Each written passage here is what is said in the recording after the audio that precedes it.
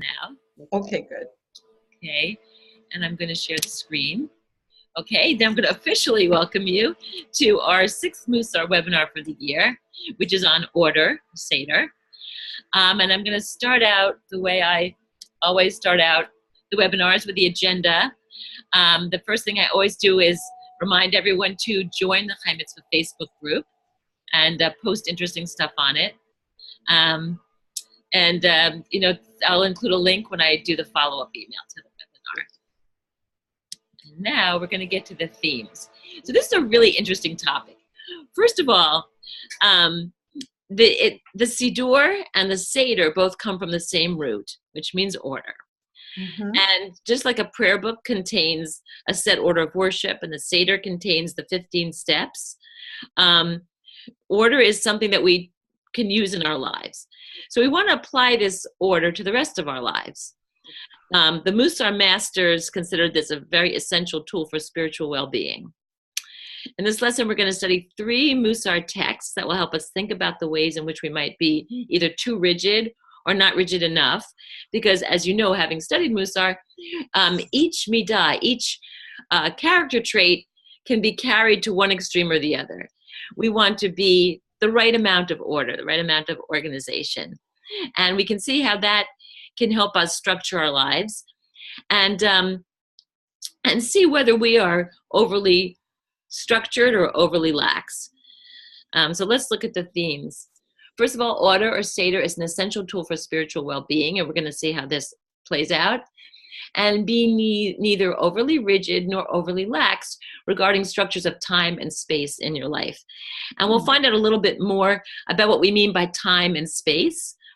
Another interesting note is that we're about to celebrate Purim, which is a holiday that kind of celebrates chaos. Right? We wear costumes, we're commanded to drink and to make noise. And then we move towards Passover, which is, in addition to the Seder meal, we're focusing on freedom. So it's an interesting thought to think of the role of order in our lives and whether structure can actually provide us with freedom. Whether we're more free when we're crazy like Purim, or whether structure can give us some kind of freedom. So, and anytime you want to jump in, comment, question, anything, please do. I was just going to say, Nina, that'll be a perfect way for Trina and I to introduce our exercise on order, because we're celebrating Purim at the conference. Oh, excellent. Excellent. Yeah, so I do a Mussar webinar for the teens. We have a lot of teen groups, and I have wonderful instructors. I mean, the Mussar webinar I do is for the instructors of the teen groups, and one of the rabbis brought this up last week, and I thought, yeah, it's especially because of this time of year, it's a very interesting thought for us to think about. Okay, so let's look at the first text. Before you read the first text, you can discuss with your participants how order or disorder affects equanimity, because that was the last thing that we did. Now, you might not do this at the conference because they probably didn't study equanimity, but if you're doing this as a facilitator of a group that's meeting every month, you might ask them whether after they studied equanimity, they started or deepened a meditation practice or a regular practice of Shabbat, or do they have another kind of spiritual practice like contemplative walks or prayer or journaling. But even if you're not doing it after equanimity, the question is, do you have a specific time and place that you do these practices, or are they random? And how do you think having a set time and place for something like this would affect your equanimity? So look at how order affects equanimity. Do you think that if you pray every morning, you're going to be more spiritually settled? Or do you think it's something you want to do when you see a rainbow? And there are different kinds of people. You might do both. But it's an interesting thing to think about when you're thinking about order in your life and how it affects you spiritually. So we'll look at the text. It's from Rabbi Israel Salanter, and it says, first, a person should put one's house in order, then one's town, and then the world. That's nice. Very nice quote. It is a really nice quote, and it's so good when you look at Mussar in the light, the context of like life in general. So there are a lot of things we can learn from this text. And some of the questions, what does he mean by putting one's house in order? That's a good place to start. Well, I think that what part of that is you're putting yourself in order. You're taking care of you first. Yeah, that's interesting. And so, if you're looking at the study of Mussar, that's essentially what you are doing. That's exactly what you are doing. It's true. I think it has to do with priorities, right? Because when you put things in order, you're deciding what's more important than something else. And I also wonder if it means anything about physical clutter and how physical clutter affects your spirituality. I agree. I think putting your clothes in order is really important so you can find them. That's a big issue for me, having to get my clothing quickly organized so I can get dressed quickly and I don't have to spend a lot of time on it. Right, just getting out of your house, you've got to be organized. Especially when my kids were little, that was like a big deal. You had to have everything in place if you wanted them to go to school the next day. Right. So it's something to see how the physical clutter and the spiritual clutter relate to each other. Yeah, I grew up in a household that was just shy of the plastic on the couch type of thing. My mother ran a fairly rigid and orderly household. I'm not like that, and my husband grew up in total chaos. So in order to coexist, basically we established that he has two spaces that are primarily his. So he orders his spaces the way he likes them. And I have a few spaces that are primarily mine. And I order them the way I like them. And then we deal with the shared spaces accordingly. And luckily you have two houses. Trina has two houses, so she can have to throw him out if he doesn't obey. It's funny that you say that because I need to be organized in my living space, but my personal workspace, I know where everything is. But if you looked at it, you would think I was, not. So it's interesting how, and that's my personal space, but the space I share has to be really neat, which drives my husband crazy. Yep. That'll elicit a lot of conversation with the women, I bet. I bet it will. That's true. But that is something to think about. And then the next thing, if we're talking about priorities, how do you prioritize a hierarchy of needs in your life? And there's an activity you might want to do with your participants to make this question more concrete, and I'll talk about it later in the webinar. But it's interesting to think about, what are your priorities? Like, where do you put yourself, as Trina was saying, as well as all kinds of things. I mean, where is work? Where is your family? Where are your friends? Like, how do you figure out what is important to you? And that's the juggling, yeah. And that's something, especially as women, we deal with always.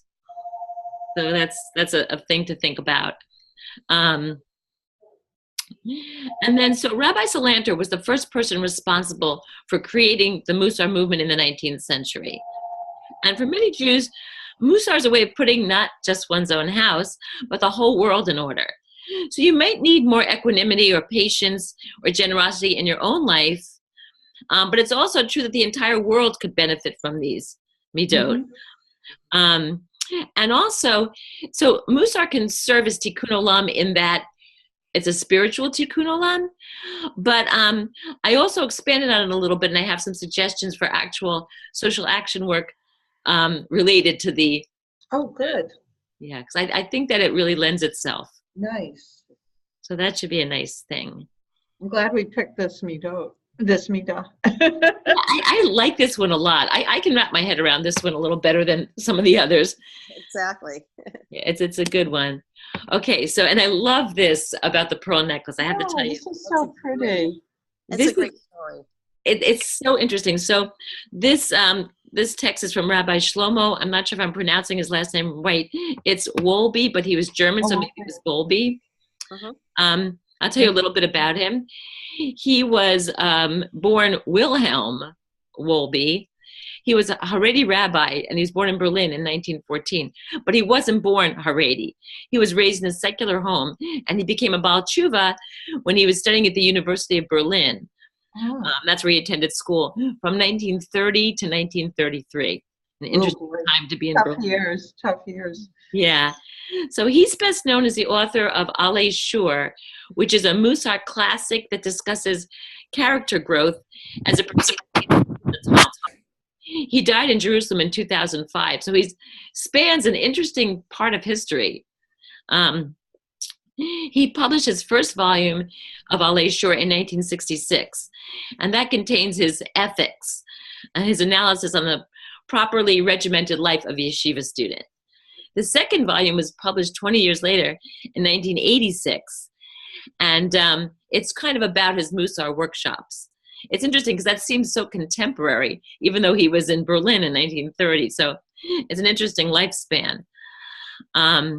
He puts a lot of emphasis on order or having a schedule in order to fully utilize your capabilities. And if you've ever known a person with ADD, you can see how this is a problem. Right.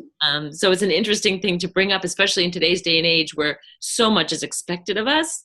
And, you know, so much, you need so much organization to deal with everything you juggle.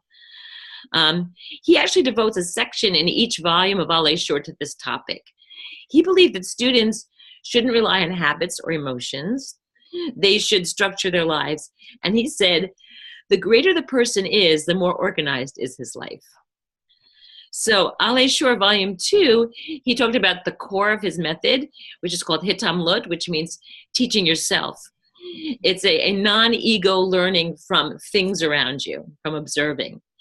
So his method's supposed to slowly train you to contemplate nature and your surroundings and political events and your home life, like everything that you're involved in. And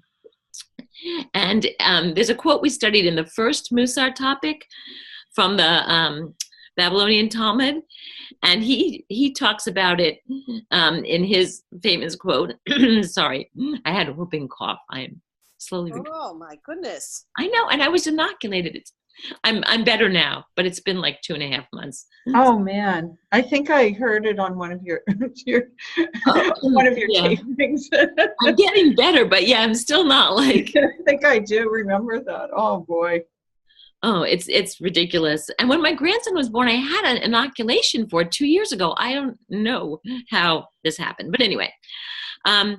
So what Rabbi Wolbe says is, there's nothing in creation that one cannot learn from, because that is why the Blessed Holy One created so many things.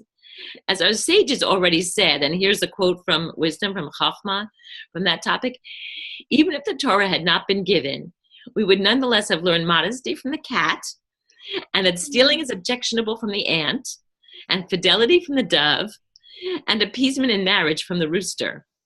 In this way, we learn something from all living things. So then he continued and said, and this is really interesting, he said, a yeshiva is a place where one learns to live, not just to learn. One cannot learn Torah with bad character traits, such as hate, competition, or jealousy. So true. It is true. And so let's look at this text about the pearl necklace, because that plays into this. Picture a pearl necklace with a small clasp. Which is more essential, the clasp or the pearls? At first glance, the pearls are more essential. But without the clasp, all of the pearls would scatter, and all that would be left is the chain. Thus, the clasp seems more essential. A person is like a collection of pearls, full of potential, talents, character traits, and virtues. Seder is similar to the clasp on the necklace. Without Seder, all one's virtues and talents scatter, and one is left empty. That's a perfect, and everybody loves pearls, right? Right, completely. And it's so interesting because Rabbi Gervis used the same thing when we had our class on order. He gives out the text, and this was the one he liked too. Yeah, I like it very much also. So, and you can, because you studied this before, you can be really great here. You probably have some thoughts about it. What do you think he means by without Seder, all one's virtues and talents scatter and one's left empty? So I think, yes. You know, we all have our gifts that we bring to the table and we bring to the world. But if you don't have a sense of organization, then you could have all the good intentions to bring your talents to the world, but you might not even get out into the world, if you know what I mean. It's like that first slide that you had where you start at home and then you move to your community, then you move to the world. If you're not organized enough and able to organize around your gifts, then it's not going to happen. It's not going to get out there. That's right. That's exactly. It's a really important WRJ issue. Trina and I have sat on the same board for a long time. And one of the things we talk about is some of the people that we assign tasks to or jobs to, and then we have to evaluate how they perform. And it's not a judgment, like this person is good or bad. It's just that did they execute? And when they don't, there's a lot of issues because then other people have to pick it up for them. So it makes managing conferences or area director responsibilities much more challenging if the person who has the gifts but they're not organized. Completely right.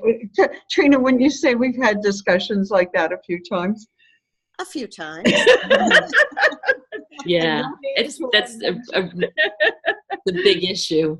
I also think that sometimes, even when someone has a great talent, for instance, there's someone who I know who's a wonderful artist, but she's doesn't have she's so scattered in her Seder, let's put it that way, that when she promises she'll do something for you, for instance, she promised a friend that she would make specially wrapped chocolates for her son's wedding. Uh-oh. He was making the wrapped chocolates within 24 hours of that wedding. So that really pinches into your trust. Yeah. And if you feel that you can let go and trust that, that's great. But when you're working in a larger organization, sometimes we need those centerpieces and we need them yesterday, not tomorrow. Completely true. That is a big problem. And it's interesting because the next thing I was going to say is, what is the clasp or the order in your life that keeps your midot from scattering? And that different people have different needs for and levels of this. My whole family is artists. I do the graphics for Chai Mitzvah as well. Oh, they're beautiful. Thank you. Thank you. I love doing it. So I've been doing it for a long time. My husband's a painter. My daughter just graduated from Pratt last week. You see, it's all genetic. It's the DNA. It is. My mom was an art teacher, so it's there. And I am the organized one. And I watch my daughter, and it drives me insane. She knows it. She's doing great. But I would plan differently, like you were saying, Trina. I had this conversation with her yesterday. I was going to bring it up in here. The difference between a type A and a type B personality. Right. Oh, boy. Right? So I said, Becca, I don't know what a type B personality is. And she said, it's the opposite of you. So I guess it's someone who is more laid back and relaxed and less ambitious. I don't know. But I don't know if it's ambition as much as style, because some type B people accomplish a lot. And I'm thinking of pairs of people I know, but it has to do with how you get it done and what's behind the drive. Like, I'm more of a driver, so I'm always like, you got to get this done, that done, the list. But other people, they don't make the list. Right. Well, my daughter will make a list, but she'll lose the list before she crosses anything off of it. So it's been very frustrating. My other two daughters aren't like this, but this one has driven me crazy, and she knows it. She's fine. She's doing fine, but we have a very different style, and I have to. She's a big girl, and I have to let her go, but. It's something to think about when you're talking about order, that different people have different orders that work for them. Right. Styles, like you were saying about the artist. If someone was making chocolate for my kid's wedding and it was the week before and we didn't know where the chocolate was, I'd go insane. Mm-hmm. But I guess this was okay with someone else. So we have to recognize that, I think, also that, different clasps work for different people. And as we know, the midot kind of intersects. So patience is another midot that really has a lot to do with tolerance And it is trying when you're in that situation. It tests your patience, me death. It is, absolutely. You're right. You can increase your patience if you have to deal with someone who has a different order than you. Yep. So true. Yeah. Hopefully these conversations will come up, Trina, when we get them in the small group. Right. Because we're giving them a lot of time to really connect as part of the activity. That's really good. It'll be fine. It'll be absolutely They fine. like to talk. That's one thing the ladies are like. There's not so many shy ones. A few, but not so many. That's good. One of the things about Chai Mitzvah is that the way the texts are organized and the conversation questions are put out there, it really builds a nice connection for people. You can examine your own self and you can relate to people in a way. One of our participants said that he and his wife did Chai Mitzvah together. It wasn't a WRJ group. He said, we talk about things we would never talk about otherwise. Mm-hmm. And that's a really nice thing. Great idea, actually, is having a couples Chai Mitzvah group. I never thought of it. Yeah, we've had those. Actually, I wasn't part of this group, but I that's my job, is to talk to the different groups. So it's interesting to see that. So that's a nice thing. So now that I also find that order and your clasp can, it changes not only throughout the years and with your experience, but it also might change with activity. So you mentioned ADD. That's my husband. He is ADD. And his favorite organizational tool is the sticky note. Yeah. He has zillions of them with one statement on each note. And that's how he works. But yet, when he lays out a garden, he shows an organization that is boom, ba boom, ba boom. It's really incredible. It's so interesting. They did actually a study in Israel. They had a lot of kids who came from a moshav that was primarily agricultural. And it turned out that all these kids had ADD. The reason was that their parents, the people who had been attracted to this particular way of living, had skills for that and not for other kinds of things. Organization. Interesting. Yeah, it's very interesting. So that's something to keep in mind too when we talk about our clasp. And now this is a long quote. It's also from Rabbi Shlomo Wolbe, and it's I'm going to read it real slowly because there's a lot of stuff in it. The order in the larger universe testifies to the wisdom of the Creator. As it is written, God founded the earth with wisdom, set the heavens with understanding, and broke open the depths with knowing. Similarly, in our own personal lives, to set up a Seder, or order in our own lives that will last, we need to use wisdom, understanding, and knowing. We need to ask ourselves, what is it that I really want to achieve in my work or in my spiritual practice? Nice, good. Yeah. He seems like a very sage individual. When this is clear to us, we then ask, what can I do now, given my resources, to move forward towards achieving this goal? We need to be very thoughtful about these two questions. It is crucial not to ask too much of ourselves, but we should also not ask too little. Right. Our Seder must include enough sleep, food, and other essentials, which in itself could be a discussion in this day and age. The first step in this practice is to meditate on the question, what do I want? Then we need to ask, what can I do now, given my resources, to achieve this? From this, one can build a daily and weekly order. So that's really good advice. And so the first thing about it is the parallel he's making between us and God. And later in the webinar, I'm going to carry this a little further. But so we see God as order. Mm-hmm. And we see, and Judaism is always asking us to be like God. Mm-hmm. God has certain traits that we want to be generous, we want to be fair, we want to be different things. And this is another one of those. And then and the founding of Bereshit, it goes from chaos to order. Right. I have that later. That's just what I was going to talk about. Exactly. The 6 days. Right.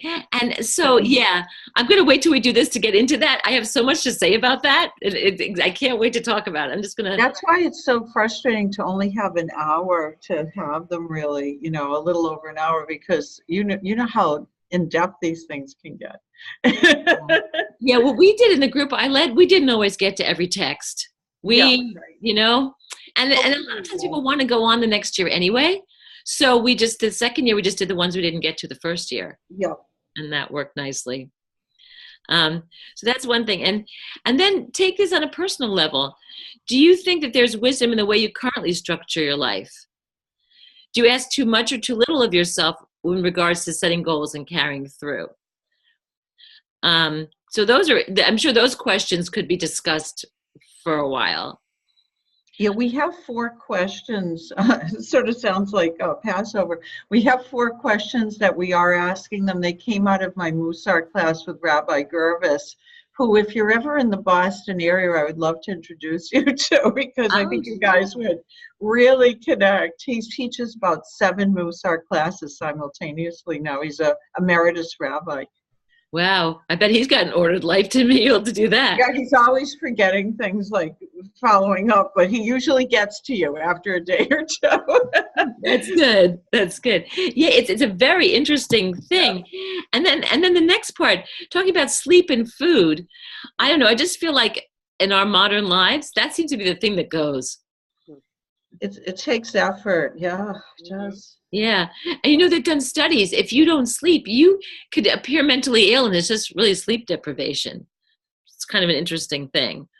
And how does the order or disorder in your desk, your closet, or your calendar, I shouldn't have said calendar because that reminded me of how bad mine is, but how does that reflect on your organizational ability? I can't even begin to tell you. And you know what? I mean, like, I promise people I'll be in 2 places at once. And then I get there, kind of. So, but.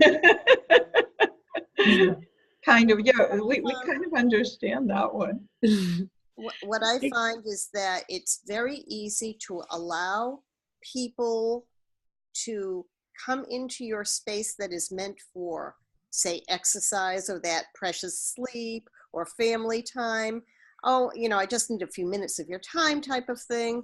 Right. And I have found that I have been a little late to a few exercise classes.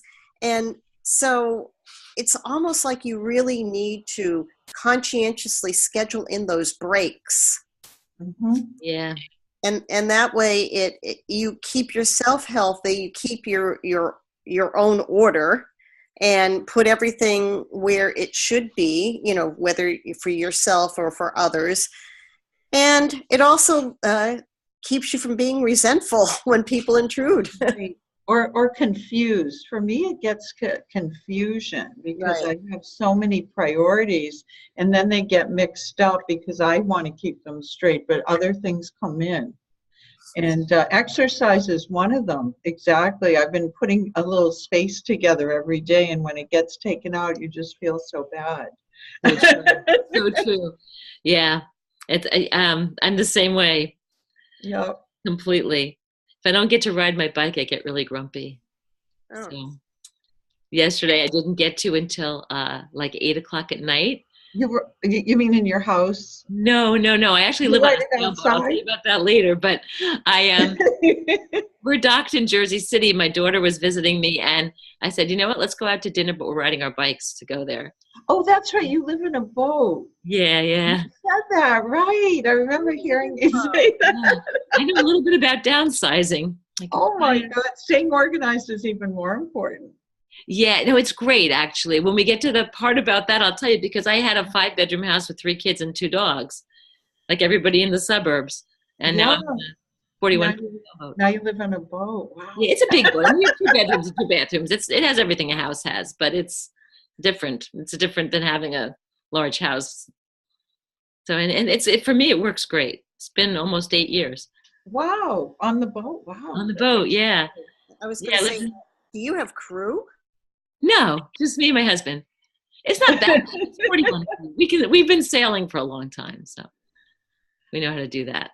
Yeah, it's great. For me, it's a really good lifestyle. It's so much less clutter, so much simplification. Yeah. Very good. Yeah, you would have loved my father-in-law. He was a naval engineer out of Woods Hole. Oh, wow. Yeah, so that's where the family house is in Woods Hole. The second house, yeah. Wow. He was one of the original Alvin engineers. Wow. Wow. That's Maybe interesting. you can travel your boat over there. Take your boat over to Woods Hole. I would love to sail up. We've we go up to Block Island every year. We go up north, so that's pretty cool. All right. So, oh yes. So there's another thing. How does order or disorder that you have on your desk in your closet? And then a note I have here for myself to talk about type A and type B personalities, but I think we did that already. Yep. And I think that's interesting that their classes would be different. So what I want to do is start talking about our practices. This is really interesting. A way to bring to life something we talked about before the first and the second text. Visualize a pearl necklace that Rabbi Wolbe describes in text 2. Then journal about your potential talents and character traits and virtues, and how the lack of Seder in your life might interfere with their full expression. But I had another activity I like to concretize this idea. Have each participant make a list of their top 8 to 10 talents or virtues or traits, like what they consider to be things that they are contributing to the world, that are their positive midot. Do it on index cards, and then ask them to order the cards as if they were pearls on a string. Where would they put each one? That's a nice activity. I like that. That would actually be easy to execute, Trina.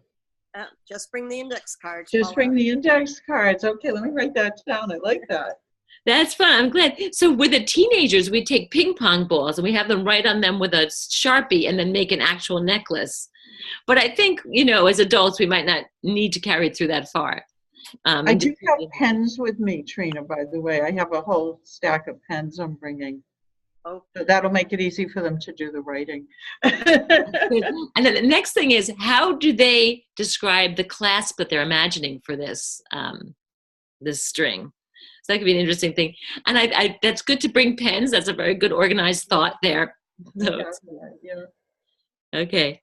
And then the next practice, create a new structure in your life this week, whether it is a daily meditation, prayer, or journaling practice. Now, some people are going to find this challenging because they're already so full. So if your life is already overstructured, honor the structures you have in your life and think about what might need to be released to leave time for something else that has been unattended to. So this is a good practice for cultivating the midah. I think it's a good time to see how your participants feel about the structure in their lives. Ask them to focus on the last part of the practice. What might need to be released to leave time for something else that's been unattended to as important to them. I think we all have those. And I think part of putting your life in order is giving some attention to that. Mm-hmm. See what kind of activities have been left out and see if they can find a way to structure those in. And also think about what structure in your life, besides making you, we're talking here about things that can't fit, but also what structures in their life provide security and comfort. And that's something that we haven't really talked about, but being ordered, I think, I know especially with children, they need that structure. But I think as adults too, we get some security and some comfort from that. And I think that is because what we were talking about before, Trina, contemplate the order of creation in Genesis. So we're talking about God's creative process of making order out of chaos. And what does that model for you in your own life, as you so intelligently asked before? So I think it's also significant to point out that Genesis tells about God creating order out of chaos. And many people, and myself being one of them, sees that order as what God actually is. I think Einstein said, the fact that there is order to a lot of people signifies that there is something. I feel, and I'm going out on a limb here, but I feel like we can measure a lot of things like gravity and electricity, but we couldn't measure those like 300 years ago. And we nowadays say that a lot of things don't exist because we can't measure them. But every day we're learning how to measure them, or we're learning about things that exist that we didn't know existed. So I hypothesize to you that there are things we can't measure that do exist. And that's where spirituality and God come in. And we may be able to measure it someday. And maybe then people who don't believe in those things will.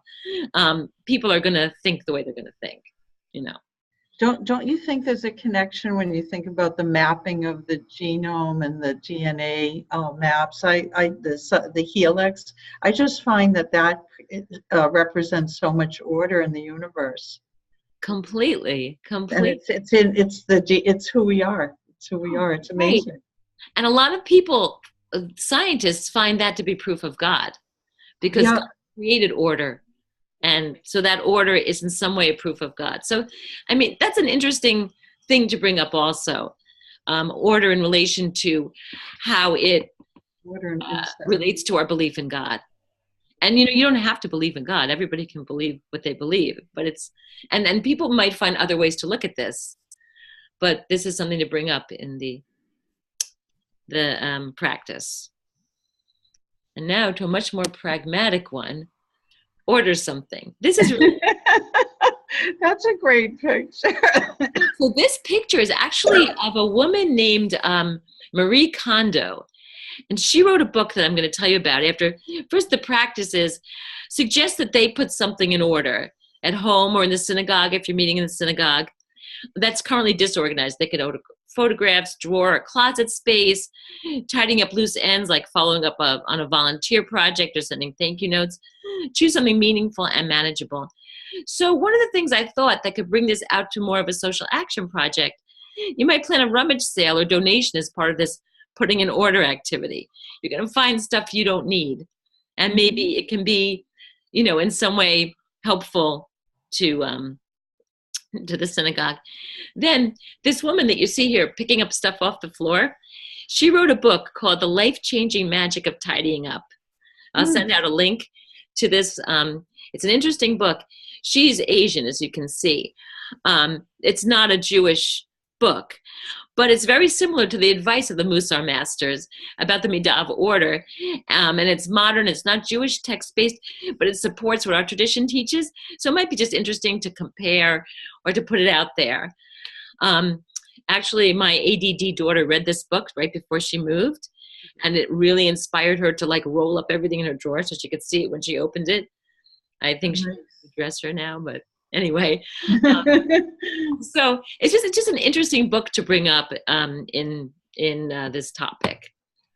And it could be a good social action project to have people organize their closets and, you know, have a rummage sale or donate, or, you know, there are people who need what we don't need. So the other thing is, because we're getting closer to getting ready for Passover, maybe one of the things we can ask them to do is, you know, Passover can be very stressful, as we know, especially if you're making two Seders or even attending two Seders. What are you doing now to prepare yourself for this type of order? Because that's all about the order. Right, and it's never too soon to start. No, never too soon. On a boat, it is not too soon to start. The boat gets bigger and bigger as I try to clean it. So it's true. So that's a good thing to bring up also.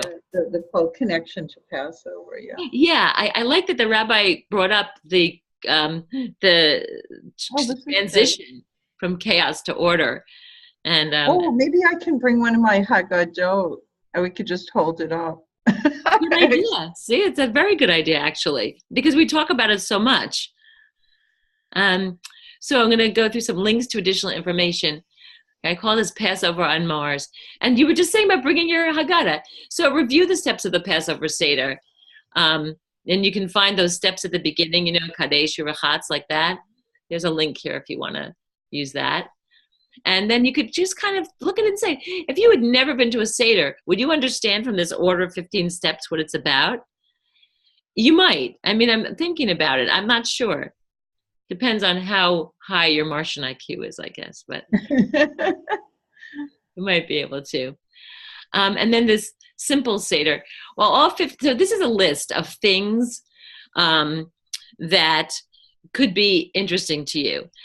Some of the list items on this list suggest ways to bring order into your physical world. Some suggest ways to order your spiritual life. There's one quote in here that I really like. It's from Albert Einstein. And it says, 3 rules of work.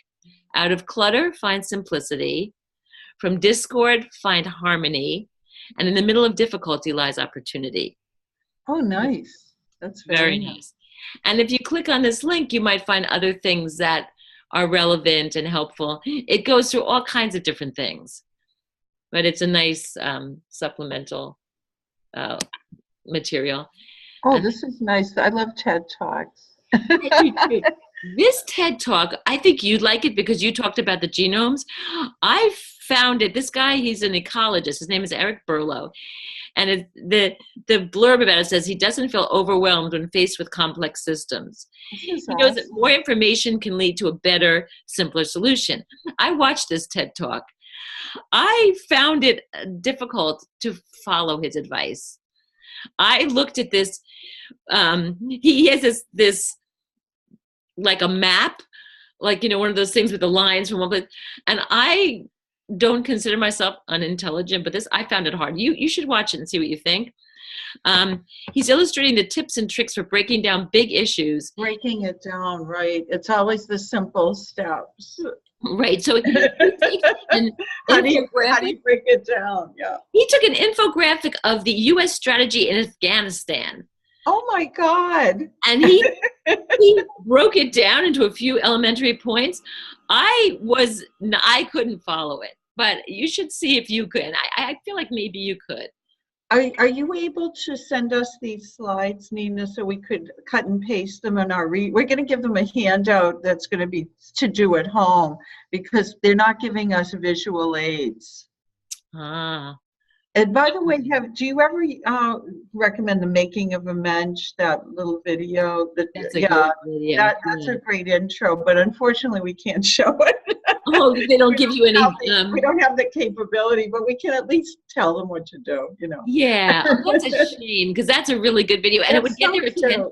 It's like very. So cute. Yeah. It's so upbeat. I love her. I love the presenter. She's great. She's fantastic. Yeah, so give these out to them. And you know what you might want to do too? Maybe send them an email after because they can just click on the links.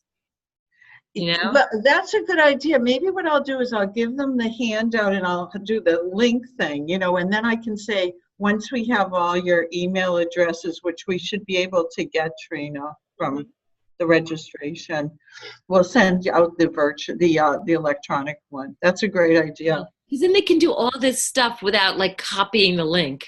And you get their info. You can follow up with them, which is and they can distribute it to their sisterhoods. That's right. So you do it both ways. So that's good. Okay, great. We'll get we don't know who's coming. There's no pre-registration. So we'll have everybody sign in though, just so we can get hold. And maybe we'll just say, sign in and please give us your email if you want us to follow up.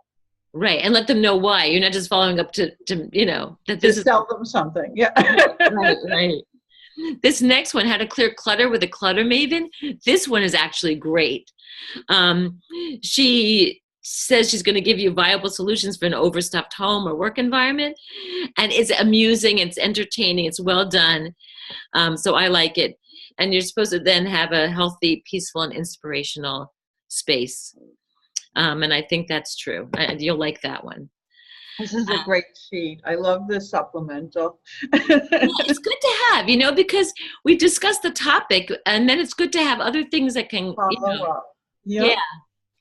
This the Passover Seder. It's basically, we are talking about organization, and we're right before Passover, so it's just a link to my Jewish learning for information about. Sure. And great quotes on organizing your life with meaning. This is another good one. It's got some really nice ones. And I've included my favorite. Eliminate physical clutter. More importantly, eliminate spiritual clutter. Oh, nice. Very nice. Yeah, I really like that. It's nice. Something to strive for.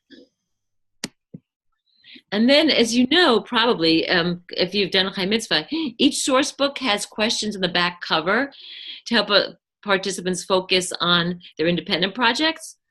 And at the end of the session, facilitators would take a couple of minutes to look at the questions on the back cover and have the participants answer them in writing or sharing as a group, depending on what kind of group it is. So the personal reflection questions that relate to this topic are, which of your independent projects has the most impact on your physical or spiritual freedom, and how? And which of your independent projects most effectively renews and refreshes your spirit? And that's good for every midah, right? I mean, you know. Yeah, we try to relate the questions to each Well, midah. the second one I think is more relevant. The first one seems more about order. Right. Yeah. The second one should be a reminder that everything you do should be enhancing your life. You know, it's not a homework assignment. That's a good point. That's a good point. And I'm glad you said that today, because that is something I don't think about ever. And that was very good advice. Well, it always feels like when I go to these Mussar classes and there's more to do, it sort of does feel like homework because we have assignments. Yeah, right. But we're grown-ups, right? So it's different. Yeah, but it's interesting you said that, because it takes us back to like something we were talking about at the beginning of the webinar, which is freedom, and whether this is a homework assignment or it's something we've really chosen to help us. You're right. No, absolutely. Yeah, and that comes back to whether structure can provide us with freedom, and how each person's independent projects impact on their freedom. So everything we do impacts on our freedom, Right? Both physical and spiritual.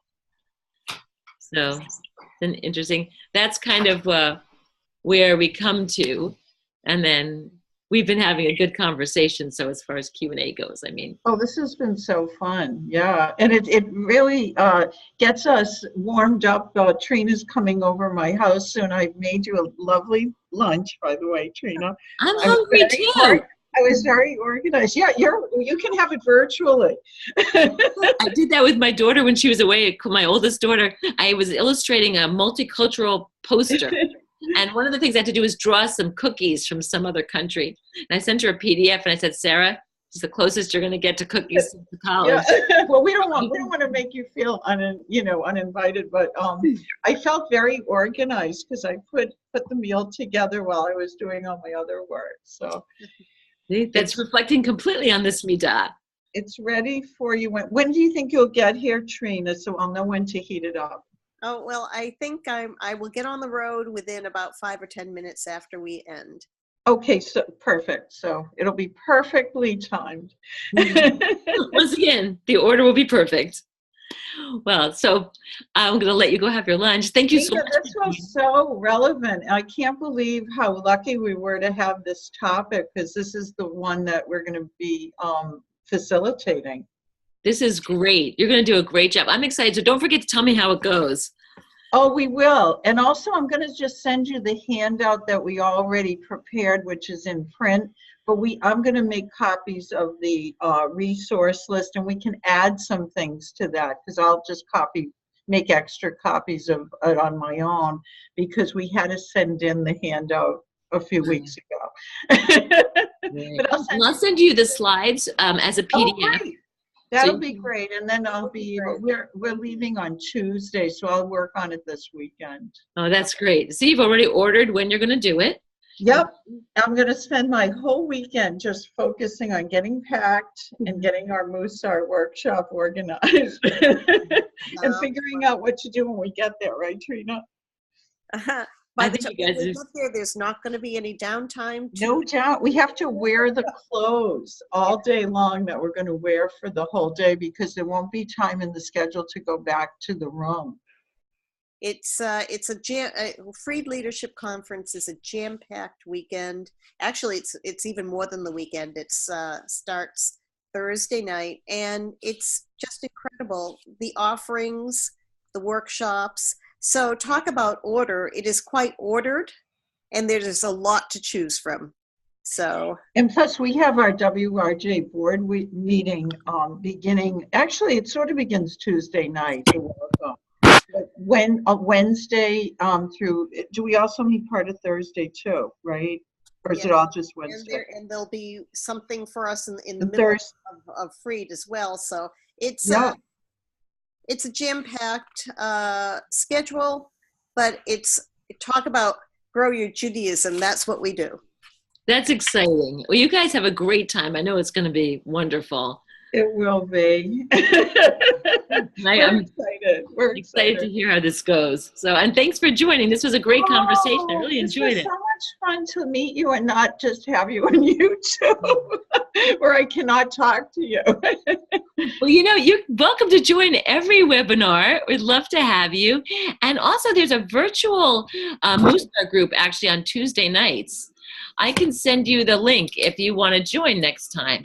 You know, that would be great. If I'm able to, I will. I'm also trying to encourage our temple to adopt the Teen Mussar group with my Havruta partner. I'm going to have her talk to the rabbi who's our Mussar teacher. I think we would be ripe for that. I really do. If you'd like me to talk, I lead the teen, the whole teen program as well. Facilitator. Yeah. So I'm going to talk to her and the rabbi about it because our rabbi's a Mussar teacher.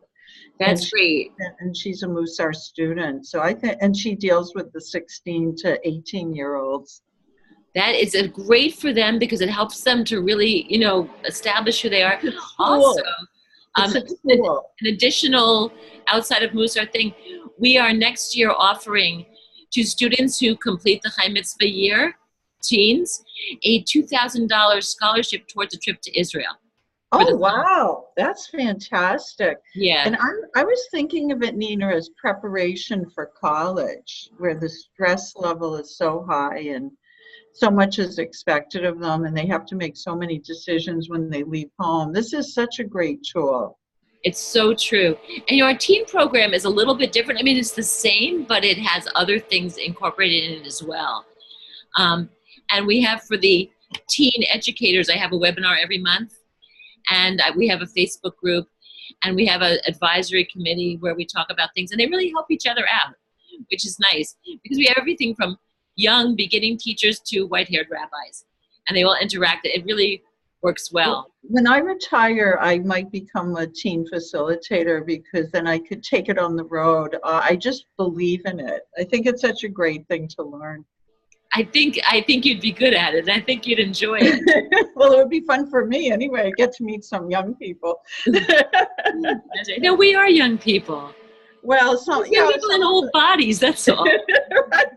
Good. That's a great point. Good point. Well, listen, this was delightful, and I can't even express how the timing, the order of this was. Christina, do you agree? This Absolutely. Was like, this gets me in the mood. I want to do the workshop soon, rather than a week from now. Yeah, well, I think you're going to do a great job, and I'm really excited, and I'm so glad we're able to have this time because I think it was just great.